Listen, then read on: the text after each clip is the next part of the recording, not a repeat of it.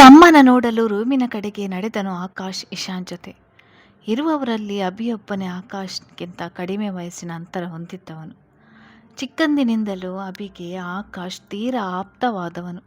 ಆಕಾಶ್ನಿಗೂ ಅಭಿ ಎಂದರೆ ಅತಿ ಪ್ರೀತಿ. ಪ್ರತಿಯೊಂದರಲ್ಲೂ ಅವನೇ ಅಭಿಮನ್ಯುವನ್ನು ಉರಿದುಂಬಿಸಿ ಬೆಳೆಸಿದ. ಅದೇ ರೀತಿ ಅಭಿಯೂ ಬೆಳೆದ. ಜೊತೆಗೆ ತನಗಿಂತ 6-7 ವರ್ಷಕ್ಕೆ ಚಿಕ್ಕವರಾದ ಇಶಾನ್, ಸಾತ್ವಿಕ್, ವರುಣ್ಗೂ ಕೂಡ ಅತಿ ಮುದ್ದಿನಿಂದಲೇ ಯಾವುದಕ್ಕೂ ಕೊರತೆ ಬಾರದಂತೆ ಹೆಗಲಾಗಿತ್ತ. ಇತ್ತೀಚೆಗೆ ಯಾಕೋ ತಮ್ಮ ಕುಗ್ಗಿ ಹೋಗುತ್ತಿರುವ ಭಾವನೆ. ಆಕಾಶ್ನಿಗೆ ಚಿಕ್ಕ ವಯಸ್ಸಿನಲ್ಲಿ ದೊಡ್ಡ ದೊಡ್ಡ ಜವಾಬ್ದಾರಿಯನ್ನು ಹೊತ್ತು ಸಮರ್ಪಕವಾಗಿ ನಿರ್ವಹಿಸಿದವನಿಗೆ ಮಾನಸಿಕ ಭಾವನೆಗಳನ್ನು ನಿಯಂತ್ರಿಸಲು ಸಾಧ್ಯವಿಲ್ವಾ ಎಂಬುದೇ ಅನುಮಾನವಾಗಿತ್ತು. ತೆರೆದಿದ್ದ ರೂಮಿನೊಳಗೆ ಬಂದು ಇಣುಕಿದರು. ಯಾರೂ ಕಾಣಲಿಲ್ಲ. ಶ್ರೀ ಪ್ರಶಾಂತವಾಗಿ ಮಲಗಿದ್ದರೆ ಅವಳ ಸುತ್ತ ದಿಂಬುಗಳನ್ನು ಜೋಡಿಸಿದ್ದ ಅಭಿ ಅದನ್ನೋಡಿ ಆಕಾಶ್ ಮೊಗದಲ್ಲಿ ನಗು ಮೂಡಿತು. ತಮ್ಮನ ಅಂದ ಕಾಳಜಿಗೆ. ಅಭಿ ಸುತ್ತಲೂ ನೋಡುತ್ತಾ ಕರೆದನು. ಯಾರೂ ಇದ್ದಂತೆ ಕಾಣಲಿಲ್ಲ. ಅಣ್ಣ ಬಾಲ್ಕನಿಯಲ್ಲಿ ಇರಬೇಕು ನಡಿ, ಊಹೆ ಮಾಡಿ ಹೇಳಿದ ಇಶಾನ್. ಅವನ ಎಣಿಕೆಯಂತೆ ಬಾಲ್ಕನಿಯ ಸರಳಿಗೆ ಹೊರಗಿ ಬರೀ ಮೈಯಲ್ಲಿ ಟವಲ್ ಸುತ್ತಿಕೊಂಡು ದೂರದೃಷ್ಟಿ ನೆಟ್ಟು ನಿಂತಿದ್ದ ಅಭಿ ತಲೆ ಕೂದಲಿನಿಂದ ಹನಿ ಉದುರುತ್ತಿದ್ದವು. ಅಭಿ, ಏನೋ ಇದು ಈ ಥಂಡಿಯಲ್ಲಿ ಬರೀ ಮೈಯಲ್ಲಿ ನಿಂತ್ಕೊಂಡು ಏನು ನೋಡ್ತಾ ಇದ್ಯಾ? ಬಾ ಒಳಗೆ ಮೊದಲು, ತಲೆ ಒರೆಸ್ಕೊಂಡು ಬಟ್ಟೆ ಹಾಕು, ಗದರಿದನು ಆಕಾಶ್. ತಮ್ಮನ ಮನದ ಬೇಗೆ ತಿಳಿಯದವನೇನಲ್ಲ. ಕದಲದೆ ನಿಂತಲ್ಲೇ ತಿರುಗಿ ನೋಡಿದ ಅಭಿ, ಪರವಾಗಿಲ್ಲ ಅಣ್ಣ, ನಾನು ಆಮೇಲೆ ಹಾಕ್ಕೊಳ್ತೀನಿ. ಹೇಳಿ, ಏನು ಬಂದಿದ್ದು? ಆಕಾಶ್ ಬಂದಿರೋದರ ಕಾರಣ ತಿಳಿದಿದ್ದರೂ ಕೇಳಿದನು. ಈಗ ನೀನು ತಲೆ ಒರೆಸ್ಕೊಂಡು ಬಟ್ಟೆ ಹಾಕ್ಕೊಳ್ತೀಯ, ಇಲ್ಲ ನಾನೇ ಹಾಕಬೇಕಾ? ಹೋಗು, ನಾನಿಲ್ಲೇ ಕಾಯ್ತಾ ಇರ್ತೀನಿ. ದನಿಯನ್ನು ಗಡುಸಾಗಿಸಿ ರೇಗಿದ್ದ. ಮೃದು ಮಾತಿಗೆ ತಮ್ಮ ಬಗ್ಗನೆಂದು ಒಳಹೋಗಿ ಶರ್ಟ್ ಮತ್ತು ಶಾರ್ಟ್ಸ್ ತೊಟ್ಟು ಬಂದವನು ಹೇಳಣ್ಣ ಎಂದನು.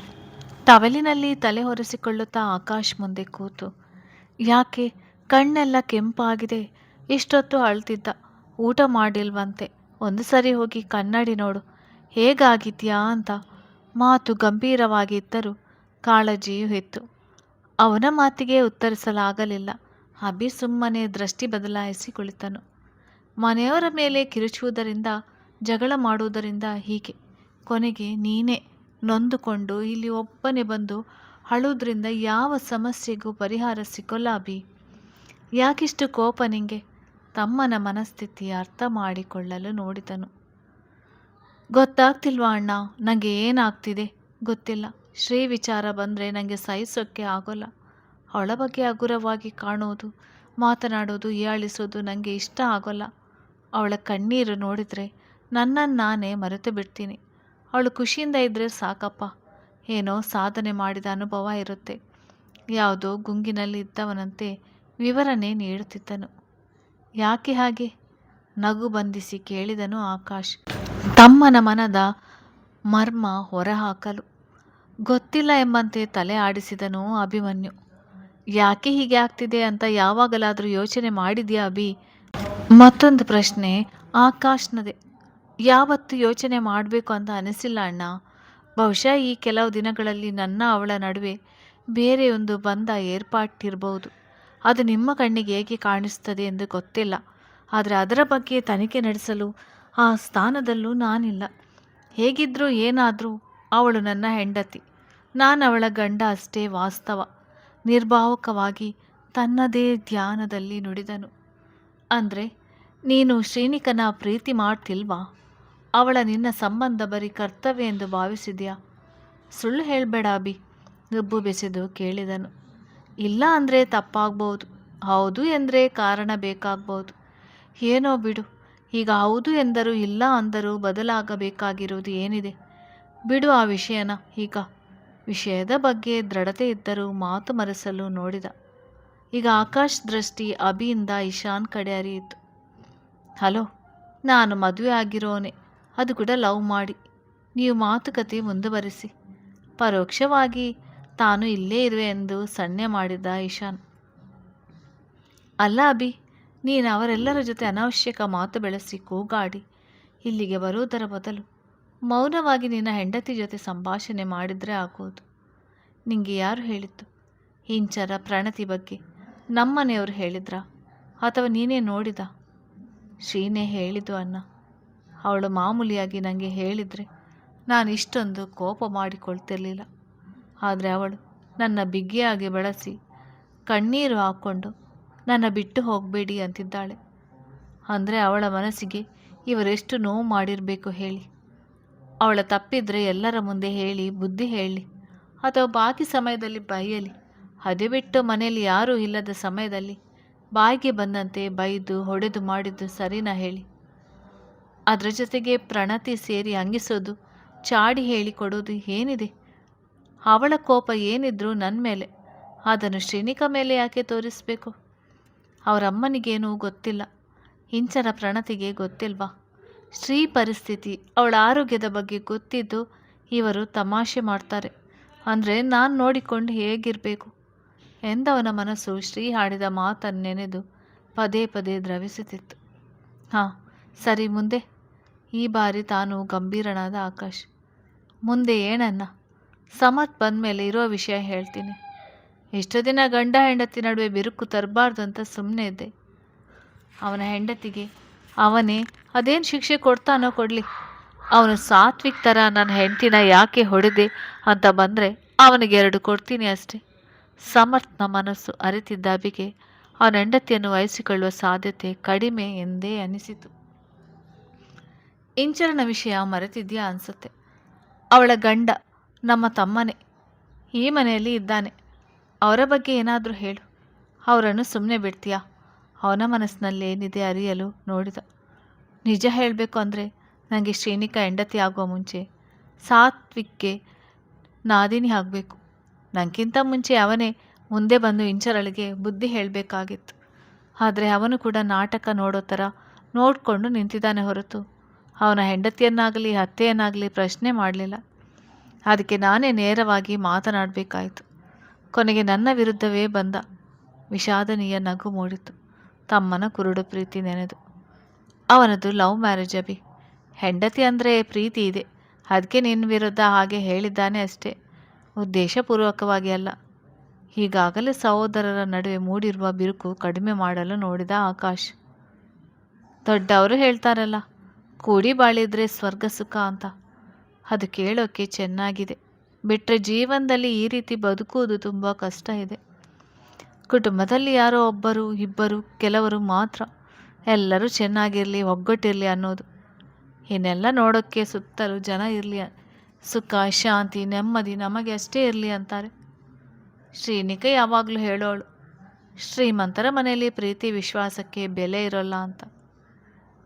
ಆಗ ನಾನು ಅವಳಿಗೆ ಬೈದಿದ್ದೆ, ಆದರೆ ಈಗ ಅದು ನಿಜ ಅನ್ನಿಸ್ತಿದೆ. ಇವರೆಲ್ಲ ಇಷ್ಟು ದಿನ ತಮ್ಮ ಬೇಳೆ ಬೇಯಿಸಿಕೊಳ್ಳಲು ನನ್ನ ಜೊತೆ ಇದ್ದರು ಅನಿಸುತ್ತೆ. ಕೆಲವರು ಸಹೋದರರಾಗಿ, ಕೆಲವರು ಹಿತೈಷಿಗಳಾಗಿ. ಅಭಿಯ ತುಂಬಿದ ಕಣ್ಣಿನ ಹನಿಯೊಂದು ಜಾರಿ ಅವನ ಕೊರಳು ಸೇರಿತು. ನಾವು ಕೂಡ ಹಾಗೇನೆ ಅಂತೀಯ ಅಭಿ? ಪ್ರಶ್ನೆ ಇಟ್ಟುಕೊಂಡು ಕೇಳಿದ ಆಕಾಶ್. ತಮ್ಮನ ದೃಷ್ಟಿಯಿಂದ ತಾನು ಕೆಳಗಿಳಿದಿನ ಅನುಮಾನ ಕಾಡಿತು. ಕಣ್ಣೀರೊರೆಸಿಕೊಂಡವನು, ಗೊತ್ತಿಲ್ಲ ಅಣ್ಣ, ನಾನು ಯಾವುದನ್ನು ನಿರ್ಧಾರ ಮಾಡೋ ಪರಿಸ್ಥಿತಿಯಲ್ಲಿ ಇಲ್ಲ. ಈಗ ಅತ್ತಿಗೇನೆ ತಗೋ, ಅವರು ಮಾಡಿದ್ದು ತಪ್ಪು ಅಂತಲ್ಲ.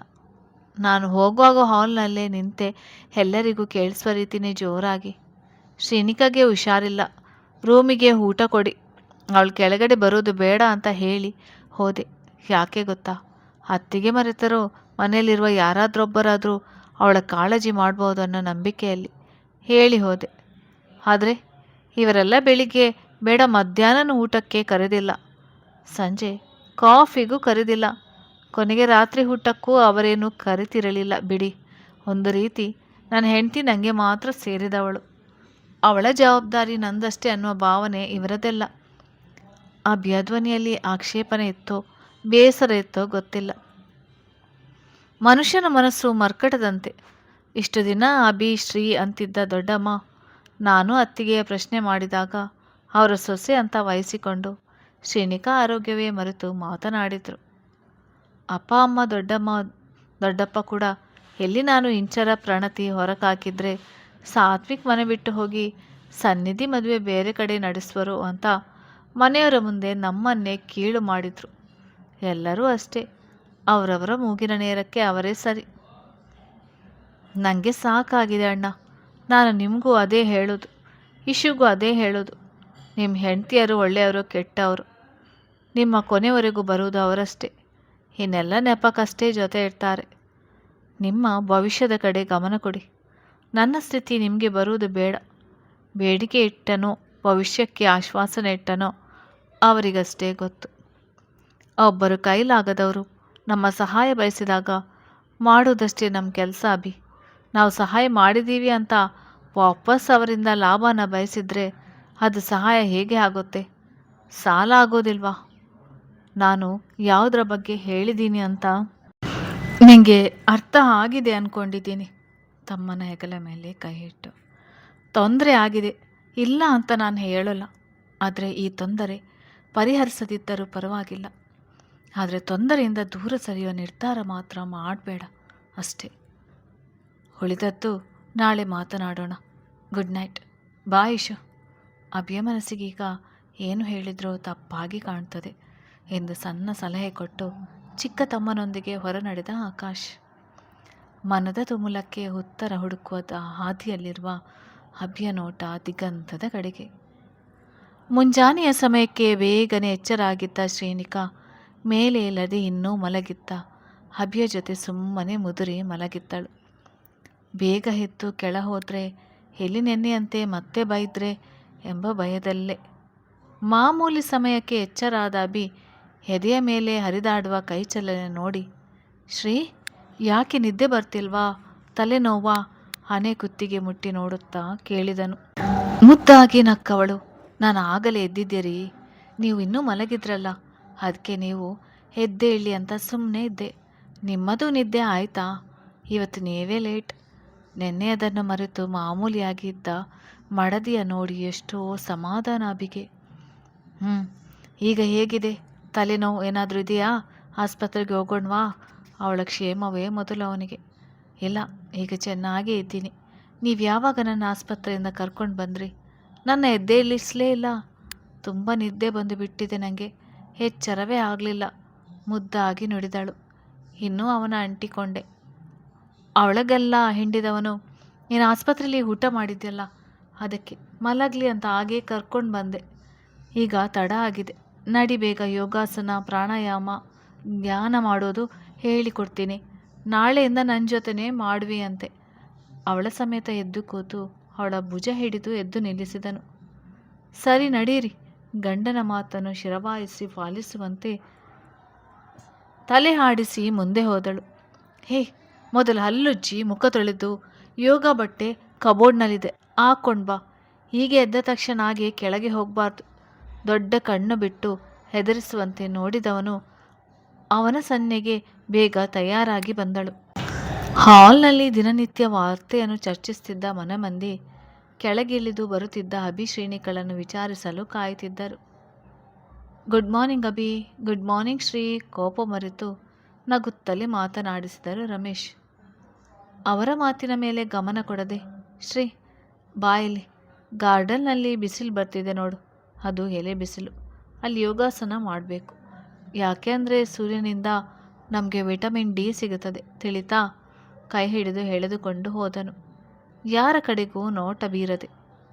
ಇವತ್ತು ನನ್ನ ನೋಡಿಕೊಂಡೇ ಮಾಡು. ನಾಳೆಯಿಂದ ಪ್ರತಿಯೊಂದು ಆಸನಗಳನ್ನು ನೀನೇ ಮಾಡಬೇಕು, ತಿಳಿತಾ? ತರಲೆ ಮಾಡಬಾರ್ದು, ಗಂಭೀರವಾಗಿ ಜ್ಞಾನ ಮಾಡಬೇಕು, ತಿಳಿತಾ? ತಲೆನೋವು ತಲೆಸುತ್ತು ಬಂದರೆ ಹೇಳು ಎಂದವನು ಅವಳ ಜೊತೆ ಕೂತು ತಾನು ನಿಧಾನವಾಗಿ ಹೇಳಿಕೊಡುತ್ತಾ ಮಾತನಾಡಿಸುತ್ತಿದ್ದನು. ಕಾಲು ಮಡಚಲು ಆಗದೆ ಬಲ ಹಾಕಿ ಎಳೆಯುತ್ತಿದ್ದವಳನ್ನು ನೋಡಿ, ಶ್ರೀ, ಹಾಗೆ ಎಳೆಯಬೇಡ. ನೀನು ಮೊದಲಿನಿಂದ ಇದೆಲ್ಲ ಮಾಡಿದರೆ ದೇಹ ರಬ್ಬರ್ ಥರ ಇರೋದು. ನೀನು ತಿಂದು ತಿಂದು ಮಲಗುವುದೇ ಮಾಡಿ ನೋಡು, ದೇಹ ಎಲ್ಲ ಜಡ ಬಿತ್ತಿದೆ ಅನುಕಿಸಿದಂತೆ ಕೇಳಿದ ಅಭಿ. ಆ ಥರ ಏನಿಲ್ಲ. ನೀವು ನನ್ನ ಆಡಿಕೊಳ್ಳುವುದೇನು ಬೇಡ. ನನಗೀಗ ಸುಸ್ತಾಗಿದೆ. ಬನ್ನಿ ತಿಂಡಿ ತಿನ್ನೋಣ.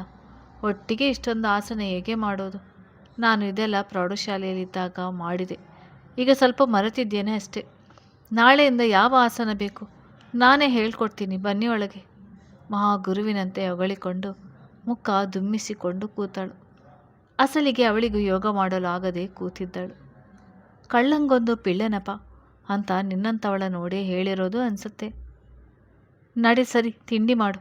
ತಾನೇ ಕೈ ಹಿಡಿದು ಎಬ್ಬಿಸಿ ಕರೆದುಕೊಂಡು ಒಳ ನಡೆದ. ಸೀತಮ್ಮ, ಶ್ರೀ ಗ್ಯಾಸಿವಾಗಿದೆ. ರೂಮಿಗೆ ನನಗೂ ಅವಳಿಗೂ ತಿಂಡಿ ತಗೊಂಡು ಬನ್ನಿ, ನಾವು ಮೇಲೆ ಇರ್ತೇವೆ ಎಂದವನು ಹೆಂಡತಿಯ ಕೈ ಬಿಡದೆ ಹಾಗೆ ಎಳೆದುಕೊಂಡು ಹೋಗುತ್ತಿದ್ದನು. ನಿಲ್ಲು ಅಭಿ. ತಂದೆಯ ದನಿಗೆ ನಿಲ್ಲಲೇಬೇಕಾಯಿತು.